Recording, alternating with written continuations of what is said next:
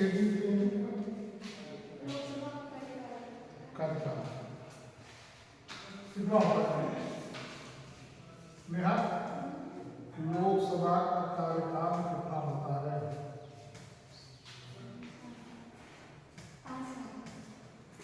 5 साल 5 वर्ष दोनों मतलब क्या है? 5 साल और वर्ष में अंतर क्या है? कोई कुछ तो होगा। हम लोग हाँ है वही, लेकिन 2 शब्द हैं तो जो वर्ष होता है वो जीवित व्यक्ति के लिए जोड़ा जाता है। जैसे हम लोग कितने वर्ष के होते, जो जैसे कोई सामान है उसके लिए साल किया जाता है। ठीक, सही बताइए। ये मतलब अब देखो बात वही है, अंतर नहीं है, लेकिन हमने क्या बताया कि इसका प्रयोग कहाँ करते हैं। जीवित चीजों के साथ हम लोग वर्ष का प्रयोग करते हैं, और जो अजीवित होता है, अचेतन होता है, कोई वस्तु होती है, उसके लिए हम लोग साल का प्रयोग करते हैं। तो लोकसभा का कार्यकाल कितना होगा? 5 वर्ष। इसमें सब जिंदा लोग रहते हैं ना, 5 साल तक सारे लोग जो सांसद होते हैं जीवित रहते हैं ना। देख लीजिए दिल्ली में क्या चल रहा है, नहीं बात? हाँ, तो उनको सब उठा लेंगे, तुमको पता ही नहीं है, उनको सब उठा लेंगे तो फिर ये पूरी मतलब जो लड़के हैं छात्र तरीके से वो सब बहुत इकट्ठा हुए हैं, धर्मेंद्र प्रधान का इस्तीफा मांग रहे हैं, लेकिन दे देंगे। तो आइए लिखें, लिखो।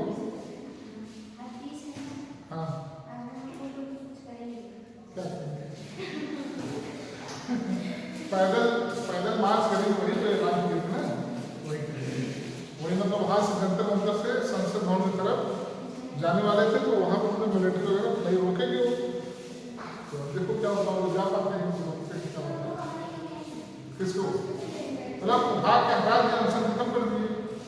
भाई ये बताओ कि तुम्हारे हाँ नहीं करना चाहिए, बात तो वही है ना। जैसे अभी तुम्हारे घर के सामने कोई भूख हड़ताल में बैठ गया और वो मर गया, कौन जिम्मेदार होगा? यही तो होगा ना भाई। अगर तो सरकार को ये लगा कि हमारे नाम पे बैठे हैं, तो अगर कहीं आज कितना 17, 18, 19 साल हो गया था, हाँ, तो उनकी हालत खराब होती जा रही है, तो हटा दिया, मतलब अनशन तो लगा दिया। ये सब भैया उनको उठा दिया तो अनशन टूट गया, अनशन तो समाप्त हो गया है ना, वहाँ उठा दिया उनको, इसलिए तो आज भीड़ इकट्ठा हो गया था। मतलब उनको ये था कि अगर 20 तारीख तक ये अनशन में बैठे रहेंगे तो एक केंद्र बन जाएगा ना। और जब क्या हुआ, इनको हटा दिए तो अभी खत्म नहीं हुआ है। अगला आदमी जो वांचुन थे वो अभी कुछ खा पी नहीं रहे हैं, लेकिन उस जगह उनको हटा दिया गया। देखिए लोकसभा के सदस्य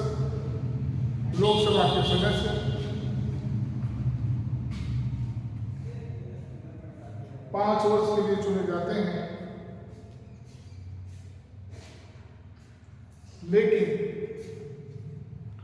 प्रधानमंत्री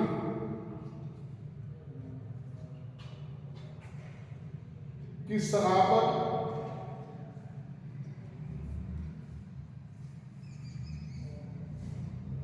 राष्ट्रपति इसके पहले भी उन्हें हटा सकता है, इसके पहले भी उन्हें हटा सकता है।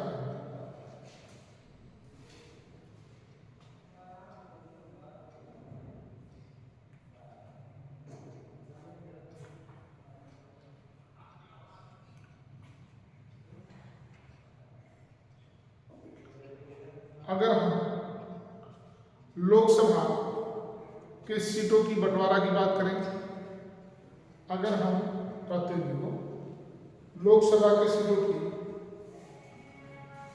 बंटवारा की बात करें,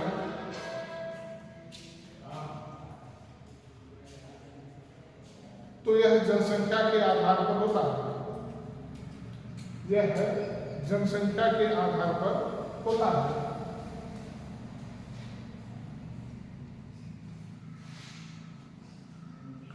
जिस राज्य की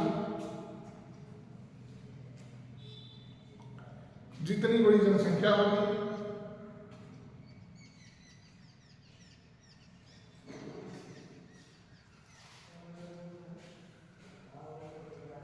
उस राज्य में लोकसभा की सीटें भी अधिक होंगी।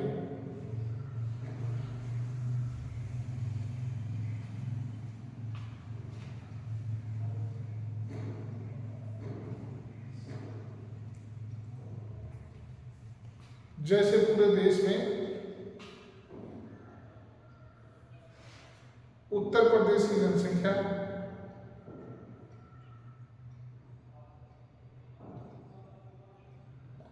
सबसे अधिक है,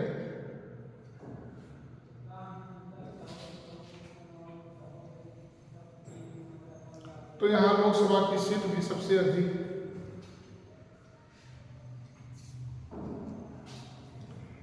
तो यहाँ लोकसभा की सीट भी सबसे अधिक कोष्टक में 80 है।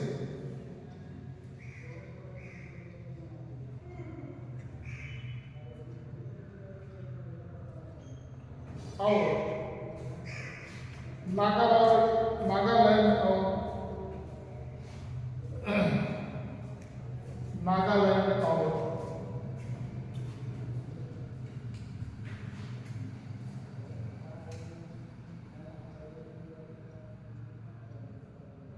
सिक्किम की जनसंख्या बहुत कम है।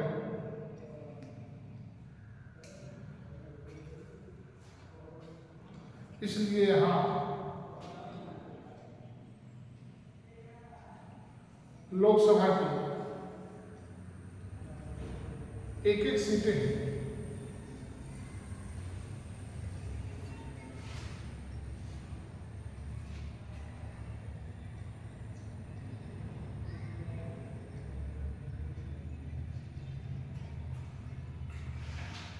समझ आया?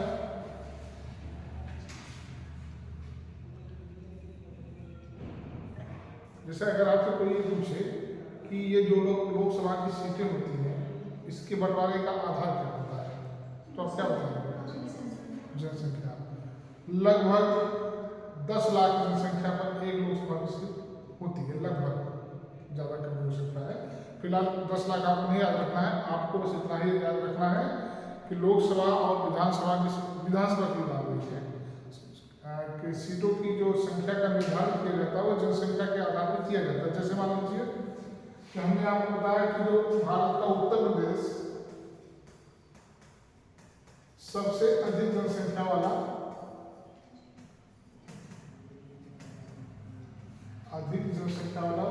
प्रदेश है।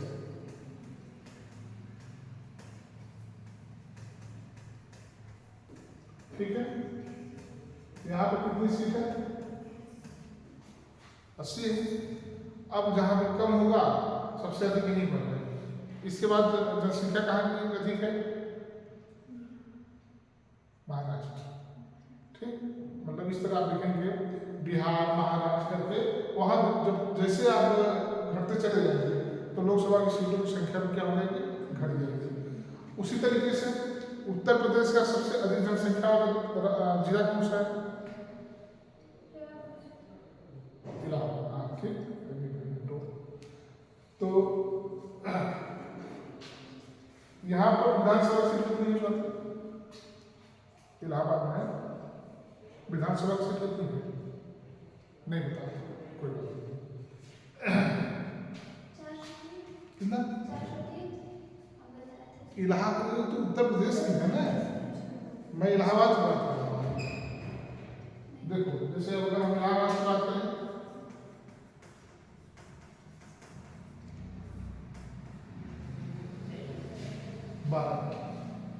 यहाँ विधानसभा कितनी है?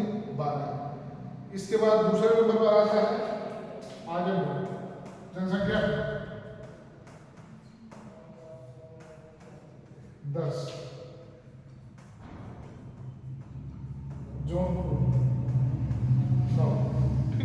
मतलब मैं आपको ये बताना चाह रहा हूँ कि जिस राज्य की जनसंख्या जितनी अधिक होगी उसमें लोकसभा की सीट उतनी अधिक होगी। और उस प्रदेश में जब हम विधानसभा की बात करेंगे सबसे अधिक है 403। सेम वही कंडीशन जिले की भी आती है कि किस जिले में कितनी विधानसभा की सीट होगी। तो आप देखेंगे इलाहाबाद में सबसे अधिक जनसंख्या वाला शहर है उत्तर प्रदेश का, तो 12 विधानसभा की सीटें हैं।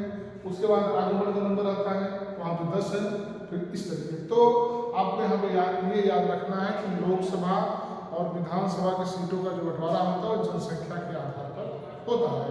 जहाँ की जनसंख्या अधिक होगी वहाँ ये लोकसभा और विधानसभा की सीटें अधिक होंगी, और जहाँ पर जनसंख्या कम होगी वहाँ पर लोकसभा और विधानसभा की सीटों की संख्या क्या होगी, कम होगी। ये आपको दिमाग में रखना है। कितना कम होगी क्या होगी वो अलग अलग बात है, वैसे अभी आपको इतना रखना है कि लोकसभा की सीटों का निर्धारण और विधानसभा की सीटों का निर्धारण जनसंख्या के आधार पर, ये सवाल पूछता है, जनसंख्या के आधार पर होता है।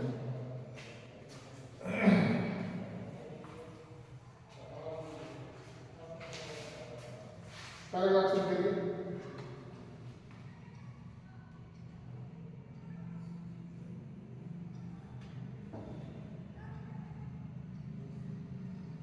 वो मैं लिखा दिया आपने कि लोकसभा में कितनी अधिकतम सीटें होती हैं। नहीं, इसके पहले लोकसभा में 552 और लिखाया हमने लिखाया है कि अधिकतम वर्तमान में 546। एक चीज में वहाँ थोड़ा सा वो कर गया था, डिवाइड नहीं किया कहाँ से, लिख लो तो आप लिख लीजिए फिर क्लियर हो जाए। पैराग्राफ देखिए, लोकसभा की कुल अधिकतम संख्या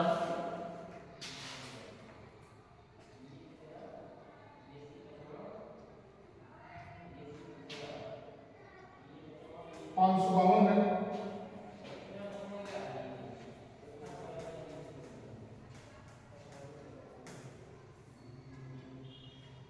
जिसमें 530 राज्य की विधानसभाओं से, सॉरी 530 राज्यों से,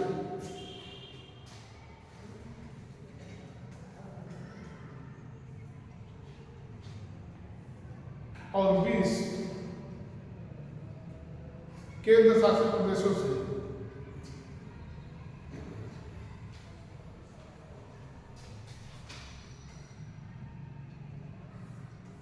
और 2 राष्ट्रपति द्वारा नामित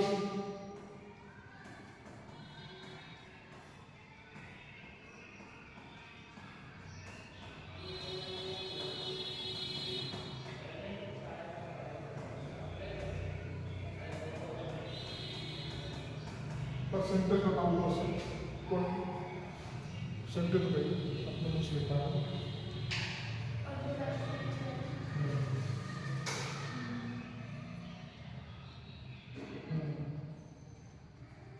द्वारा निर्धारित है, राष्ट्रपति द्वारा निर्धारित है।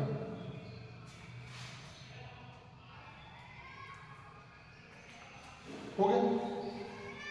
इन 552 सीटों में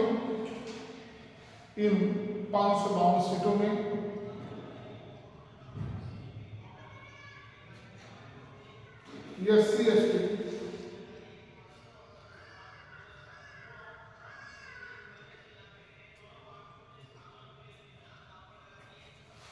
के लिए भी निर्धारित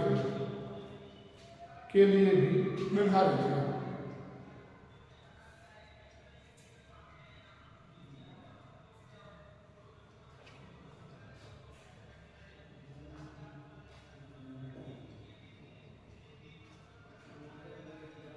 देखिए यहाँ पे आपको 3-4 चीजें याद रखनी है कि लोकसभा का कार्यकाल 5 वर्ष का होता है। लोकसभा में कुल अधिकतम संख्या लगभग 552 निर्धारित की गई है। पूछेगा कि 552 कैसे है, तो राज्य से 530, केंद्र शासित प्रदेश से 20, 2 राष्ट्रपति द्वारा नामित। अभी जो ये राष्ट्रपति वाला मामला है अभी क्लियर नहीं हुआ है, तो अभी हम इसको हाँ में लेके चलेंगे, मतलब मान के चलेंगे कि वो है, और जब उसके लिए आएगा तो देखा जाएगा। और तीसरा चीज हम करेंगे कि लोकसभा की सीटों का जो निर्धारण होता है वह जनसंख्या के आधार पर होता है। कितना चीज ये पूछता है, जितना भी आदमी आप लोग इससे 4 से 5 सवाल पूछते हैं।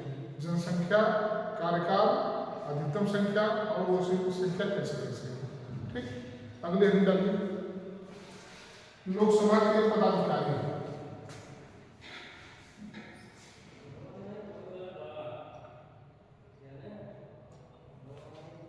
लोकसभा के पदाधिकारी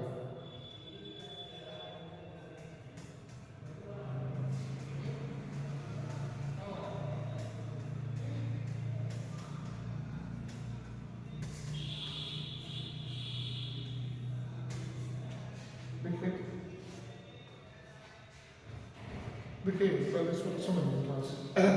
हमारी जो लोकसभा होती है तो लोकसभा में एक अध्यक्ष होता है, एक उपाध्यक्ष होता है। ठीक, अध्यक्ष को हम क्या कहते हैं?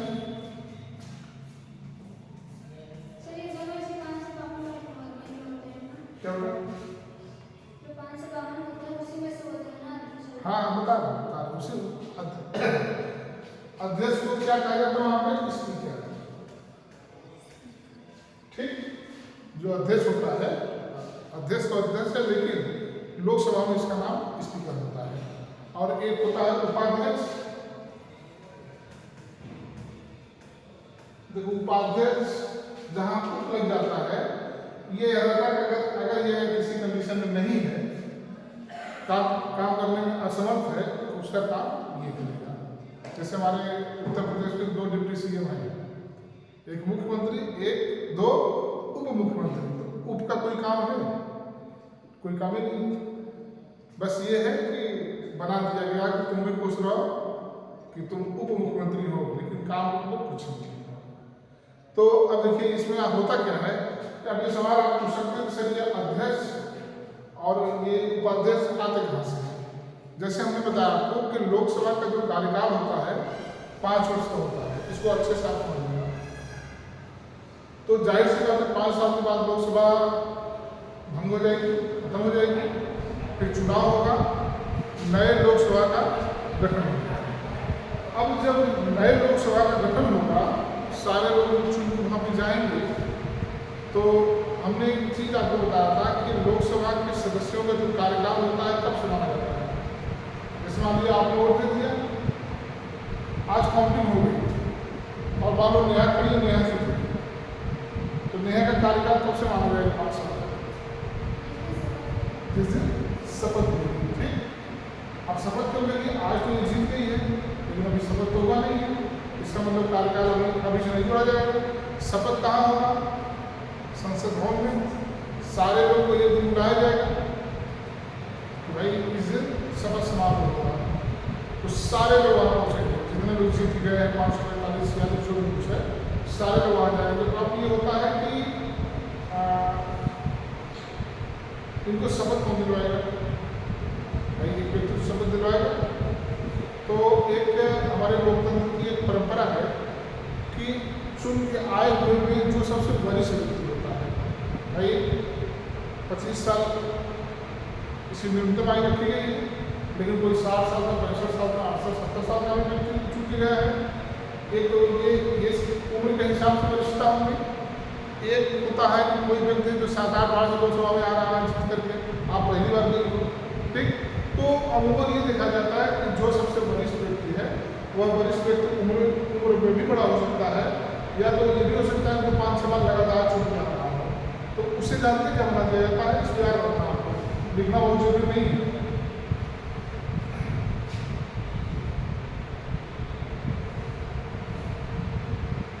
उसे बनाते हैं प्रोटेम।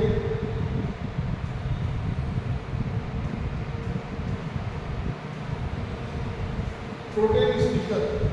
ठीक, इसका काम क्या होता है? यह सिर्फ नए सदस्यों को शपथ दिलाता है। नए सदस्य जैसे आ गए सब लोग बैठ गए कुर्सी लगा के, अब शपथ समारोह होगा ना, कौन तो भाई शपथ दिलवाया जाता है ना, एक आपको दिया जाएगा वो फला फला मैं यहाँ से चुन के आई हूँ और मैं संविधान के विवरण से मतलब दुनिया भर की चीज़ें भारत की अखंडता और संप्रभुता को बनाए रखूंगी, ईमानदारी जो बेईमानी करना हो तो बात की बात है, लेकिन आपको इतना बोलना पड़ेगा। ये क्या होता है, इसे कहते हैं शपथ। तो शपथ दिलवाने के लिए व्यक्ति होना चाहिए। देखो ये बहुत याद रखना है, बहुत सवाल पूछता है कि नए लोकसभा के सदस्यों को शपथ कौन दिलाता है, ऐसे सवाल पूछता है। इसको आप याद रखना, ठीक। अध्यक्ष उपाध्यक्ष नहीं दिलाता है, कौन दिलाता है, प्रोटेम स्पीकर। इसी को हम कह सकते हैं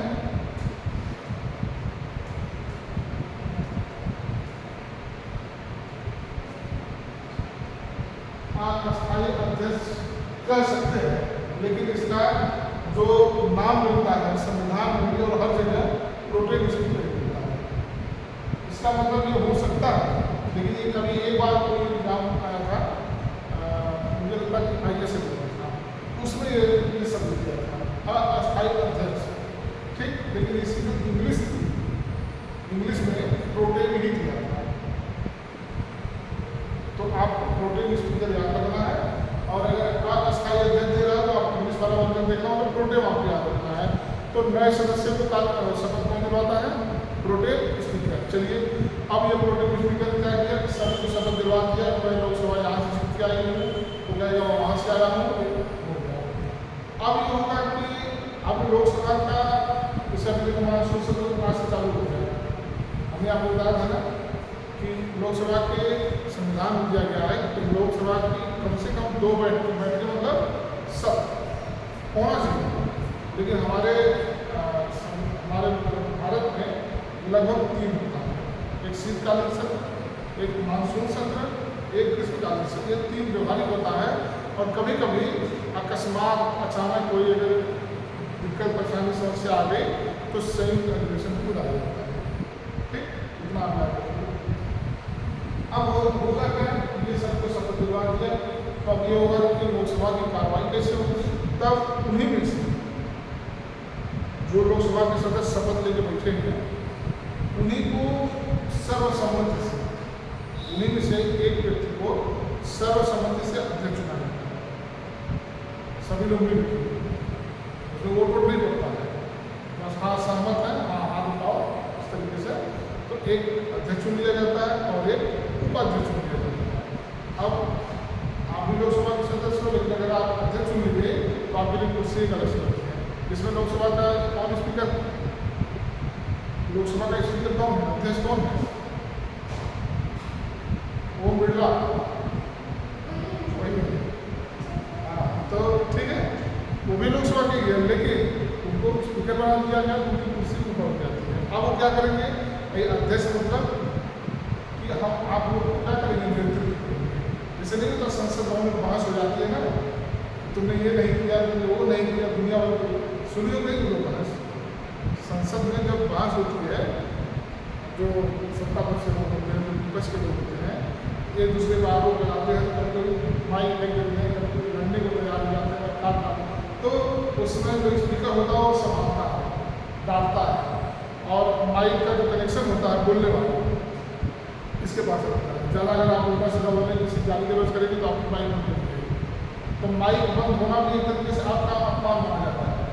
तो इसलिए लोग क्या करते हैं, वहाँ पर संवैधानिक तरीके से संवैधानिक भाषा का प्रयोग करते हुए अपनी बात रखते हैं। अगर कहीं ऊपर नीचे होता है तो जो अध्यक्ष होता है वो अपना क्या करता है, लोगों को संभालता है।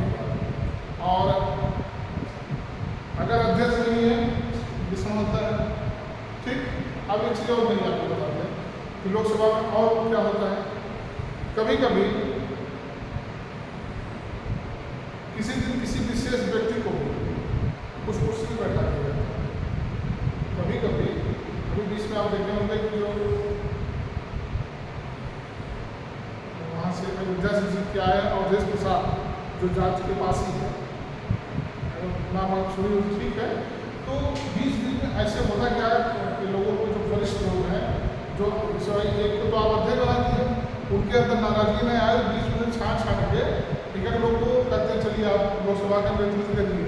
तो ऐसा व्यक्ति जिसको कभी एक दिन के लिए जब लोकसभा का अध्यक्ष या लोकसभा कुर्सी दी जाती है तब उसे कहा जाता है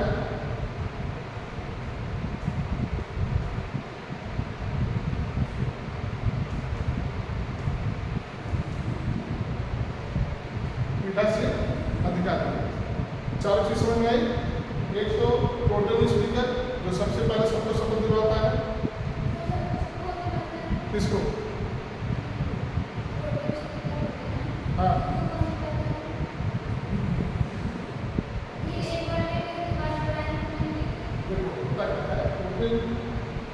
ये तो सवाल ऐसे टोटल स्पीकर सबको दिलवाता है, उसी में से कोई इसको दिलवा देता हूँ, इसीलिए कहीं उल्लेख नहीं है, इसके लिए कहीं उल्लेख नहीं है कि इसको कौन दिलवाता है।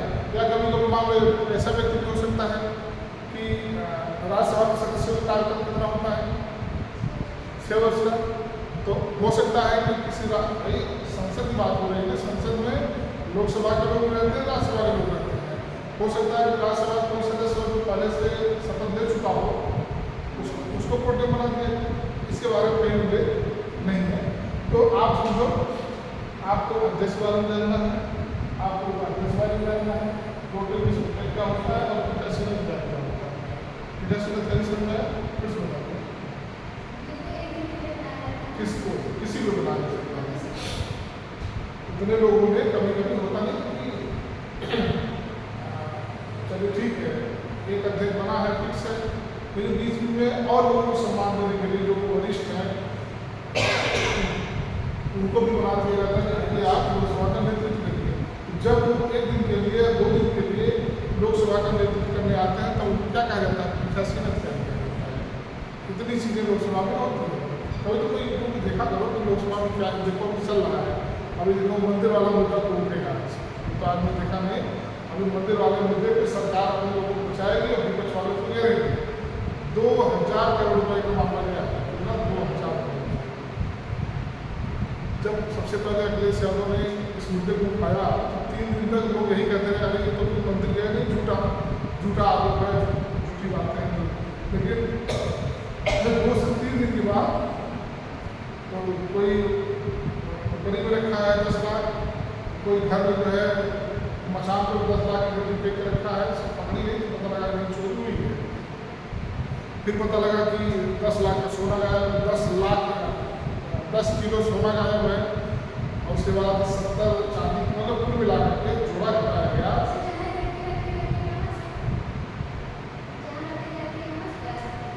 देखिए नहीं जैसे अयोध्या के मंदिर में जो चढ़ावा आता है, चढ़ावा आएगा तो चढ़ावा इतना हो जाता है कि 10 रुपया 20 रुपया पूरा घर भर जाता है। एक दिन के साथ जो वैश्विक स्तर का जो प्रचार हुआ उस मंदिर के चढ़ावा को मोड़ गिनते हुए आप देखो पूरा घरों में मोड़ ऐसे फेंके गए हैं, ऐसे उठा करके जहाँ चला जाता है ले आके वो फेंक दिया जाता है और 20 लोग वहाँ पर बैठे हैं गिनने के लिए।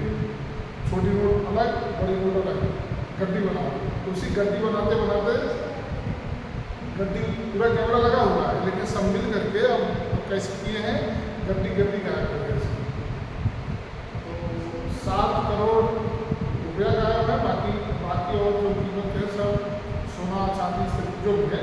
तो अब ये जैसे होता है कि सत्र इसीलिए चलता है कि विपक्ष वाले को अब देखना आप कितनी महासुती है जो पीठासीन अधिकारी है, देखना जरूर है यूट्यूब पे मानसून सत्र लोकसभा का डालना और आप देखना कि ये सत्र कैसे चलता है। विपक्ष वाले इधर बैठे रहेंगे, कोई पीठासीन होगा या अध्यक्ष होगा कुर्सी बैठा रहेगा, देखो कैसे बन सकती है लोगों को सारी इतना चीज़ आपको लोकसभा के जो अधिकारी होते हैं किस तरीके से होते हैं। अध्यक्ष होता है, उपाध्यक्ष होता है, पीठासीन अधिकारी होता है और टोटल स्पीकर होता है। देखिए पानी है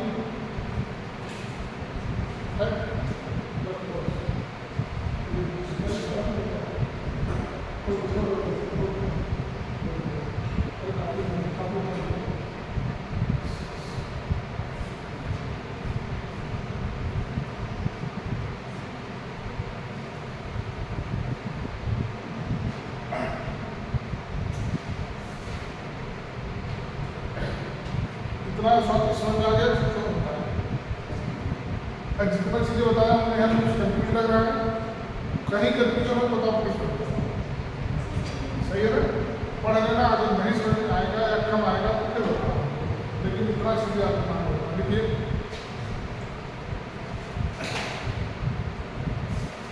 देखिए इतिहास आएगा तो मैं पहले पाऊँगा, अभ्यास या जो भी रहेगा, लेकिन इसमें समझना बहुत जरूरी है। ये मत सोचना कि सर कहीं पेज लिख पाए, आधा पेज लिख पाए, लिखना बहुत जरूरी नहीं है, समझना बहुत जरूरी है। आप उसको समझे रहोगे, जब जहाँ चाहोगे अपने शब्दों में आप लिखेंगे, हम लिखवा देंगे। अगर आपको समझ नहीं आएगा कोई मतलब नहीं, लिख जाएंगे। लोकसभा का एक अध्यक्ष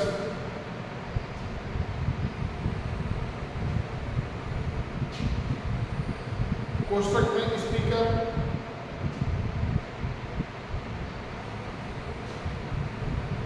तथा एक उपाध्यक्ष होता है।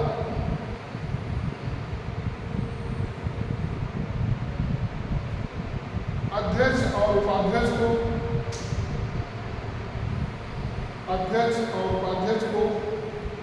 लोकसभा के सदस्य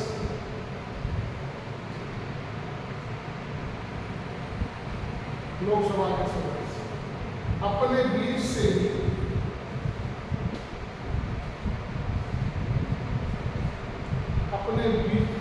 से किसी वरिष्ठ व्यक्ति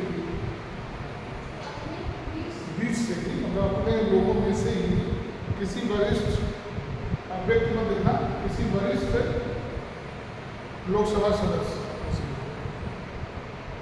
किसी वरिष्ठ लोकसभा सदस्य को चुनते हैं।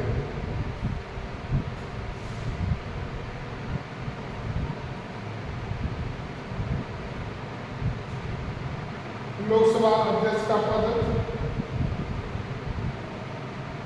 बड़े सम्मान का पद होता है।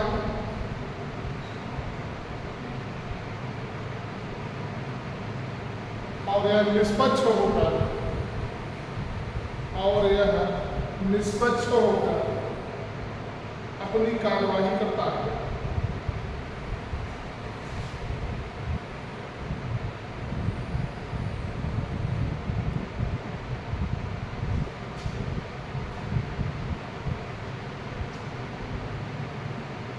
अध्यक्ष का प्रमुख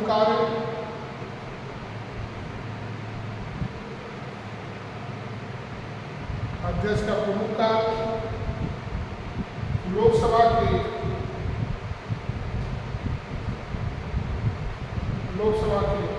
अधिवेशनों की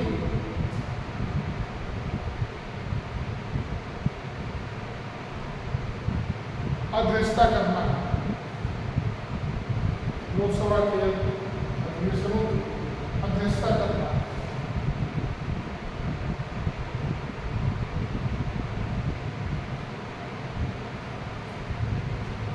तथा सदन में अनुशासन बनाए रखना।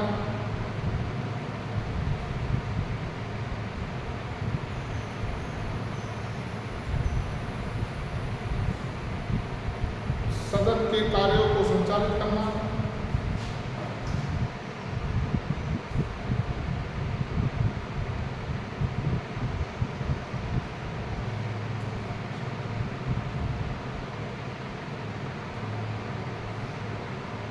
राष्ट्रपति को लोकसभा के निर्णय की सूचना देना।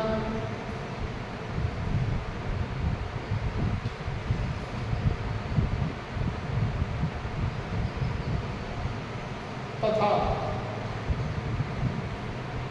किसी विधेयक पर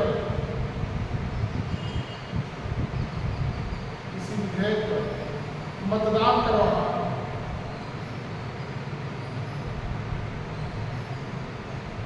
इसका प्रमुख कार्य होता है।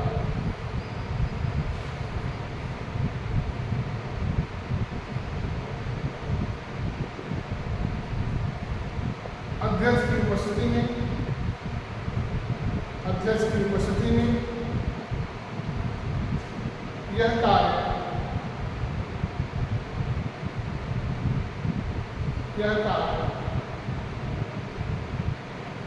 उपाध्यक्ष करता है।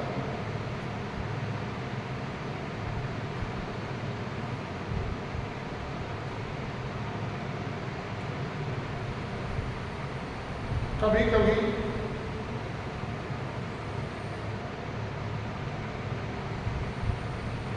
लोकसभा के किसी सदस्य को लोकसभा के किसी सदस्य को लोकसभा के किसी वरिष्ठ सदस्य किसी वरिष्ठ सदस्य को भी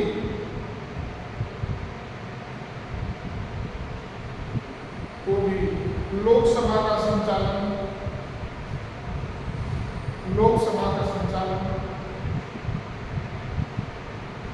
करने का अवसर दिया जाता है।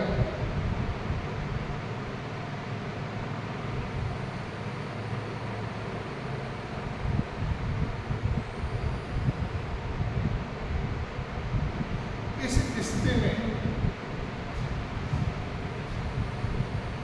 उसे पीठासीन अधिकारी कहा जाता है।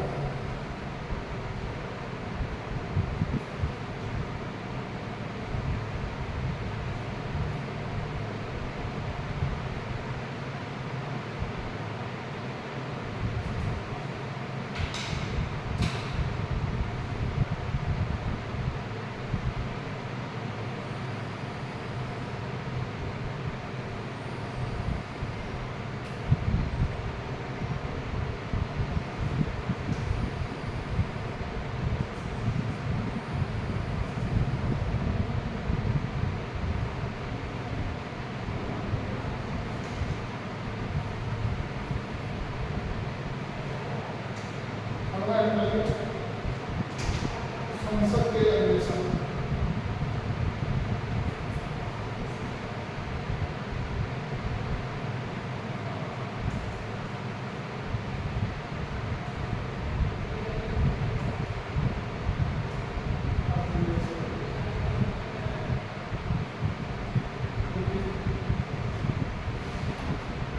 संविधान के अनुसार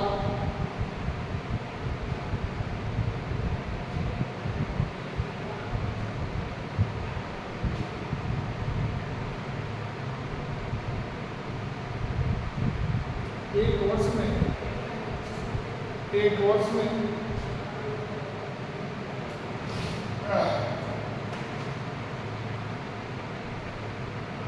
संसद के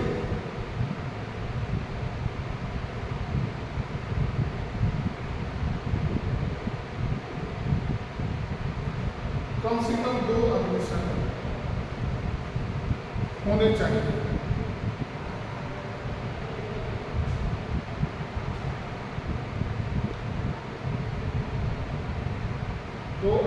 अधिवेशन होने चाहिए।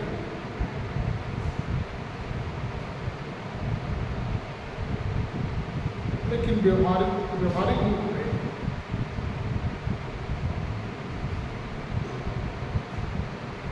भारत में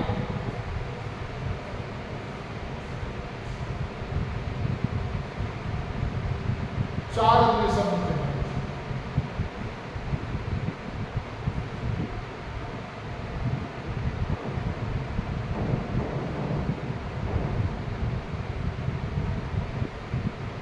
शीतकालीन अधिवेशन,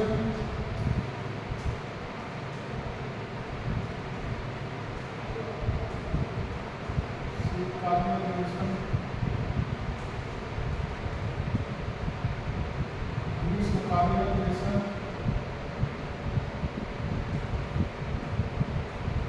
वर्षाकालीन अधिवेशन,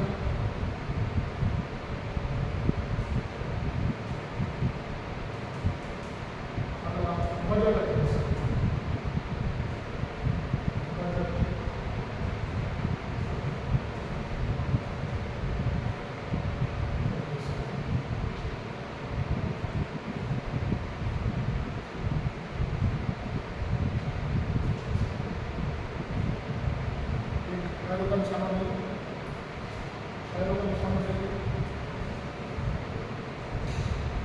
अनुच्छेद 85 के तहत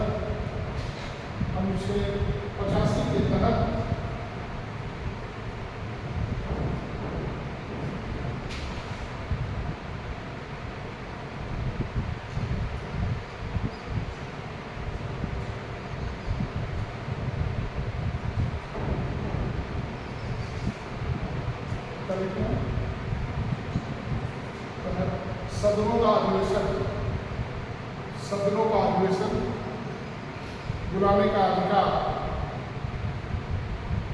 बुलाने का अधिकार संसद को दिया गया है।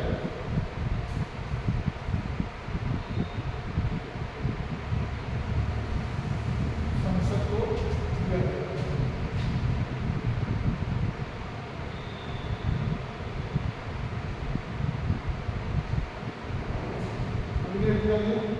संसद के कार्य,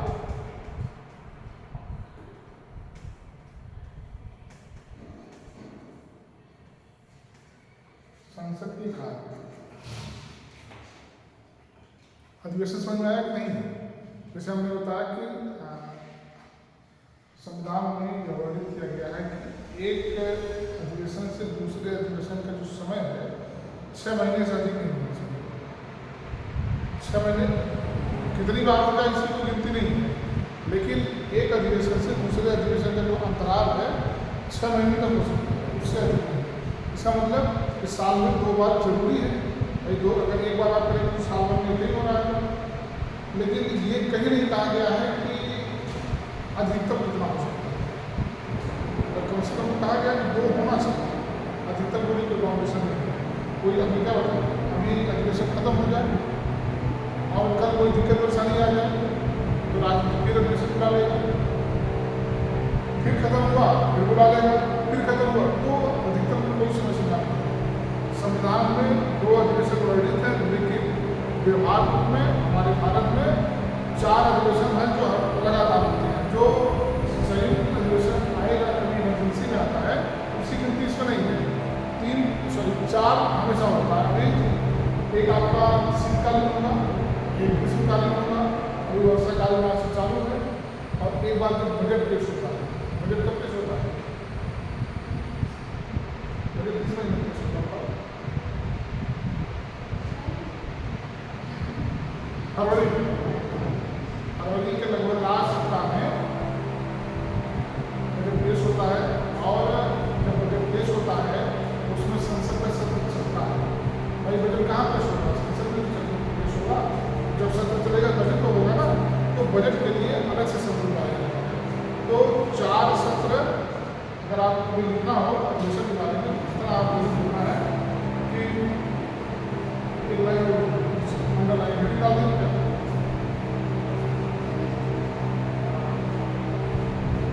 एक अधिवेशन से दूसरे अधिवेशन में 6 महीने से अधिक का बात नहीं, तो वो तो हो गया ना। चलो कम से कम 2 लिखा दिया, ठीक। तो संविधान में 2 का है, लेकिन व्यवहार में कितना होता है? 4। 6 भी हो सकता है, 8 भी हो सकता है, 10 भी हो सकता है। ये डिपेंड करता है कि हमारे यहाँ कैसे नॉर्मल परिस्थिति में 4 हो जाए, इतना आप याद रखिए। हो गया संसद के कार्य। देखिए संसद का कार्य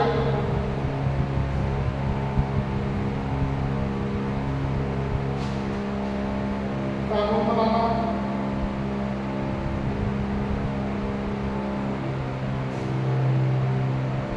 केंद्रीय सरकार का बजट पास करना,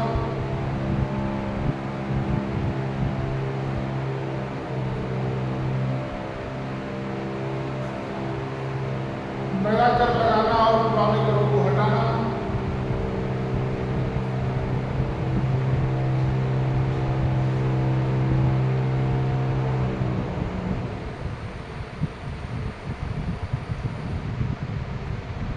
कोई विधेयक धन विधेयक नहीं,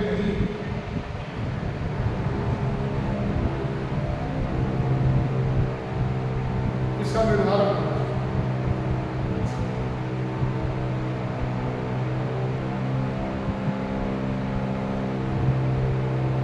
इत्यादि।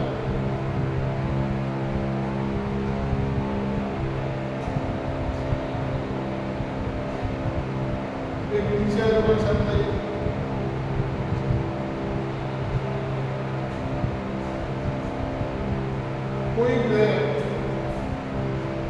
कोई विधेयक धन विधेयक है कि नहीं,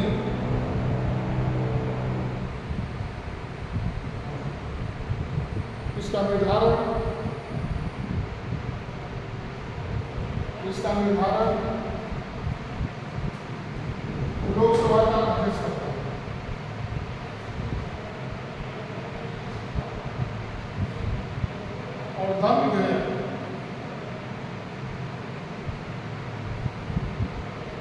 और धन विधेयक सबसे पहले लोकसभा में ही पेश किया जाता है।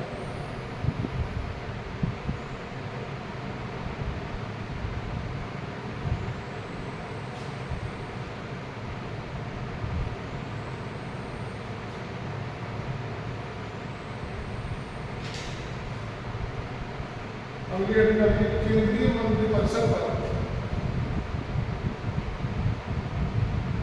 केंद्रीय मंत्रिपरिषद पर नियंत्रण